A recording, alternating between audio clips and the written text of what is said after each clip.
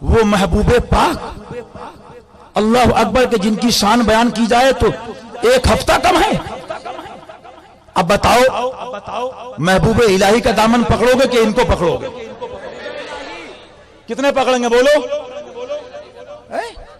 اور جملہ دیکھیے محبوب الہی سے خطان ایسا ہو گیا اور اس کے ساتھ ہی لکھا یعنی یہ بھی لکھ دیا کہ نہ کہ انہوں نے دانستہ حق کو چھوڑا اور باطل کو اپنایا.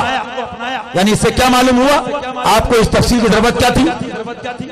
سمجھنا بات کو؟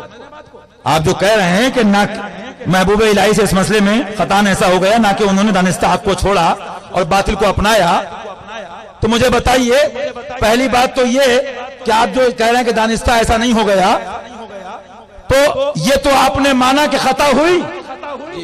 بولیے مانا جی کیا مانا؟ خطا ہوئی. کس سے؟ محبوب الہی سے. ان سے خطان ایسا ہو گیا. اب جس مسئلے میں انہوں نے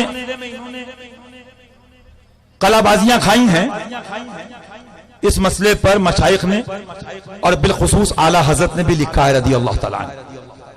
لیکن میں ایک آئینہ دکھانا یہ بھی چاہ رہا ہوں کہ اگر یہ اتنا ہی لکھ دیتے جتنا اعلی حضرت نے لکھا ہے تبھی تو وارث کہلاتے. میں غلط کہہ رہا ہوں؟ جی بتائیے.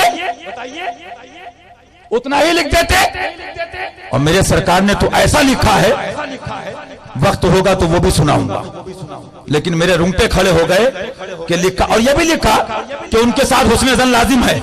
اور حسن ظن ہے کیا؟ حسن ظن یہ ہے کہ ان حضرات سے اس مسئلے میں خطان ایسا ہو گیا. کہیے معاذ اللہ، کہیے نہ کہ انہوں نے دانستہ حق کو چھوڑا اور باطل کو اپنایا. معاذ اللہ. پہلی بات تو دانستہ کیوں کرتے معاذ اللہ؟ ارے ہمارا تو کہنا یہ نہ جان کر نہ بغیر جانے یہ وہ پیارے ہیں جو اس کے کرم سے محفوظ عن الخطا. مانتے ہیں آپ لوگ؟ یہ وہ محبوب پاک اللہ اکبر کے جن کی شان بیان کی جائے.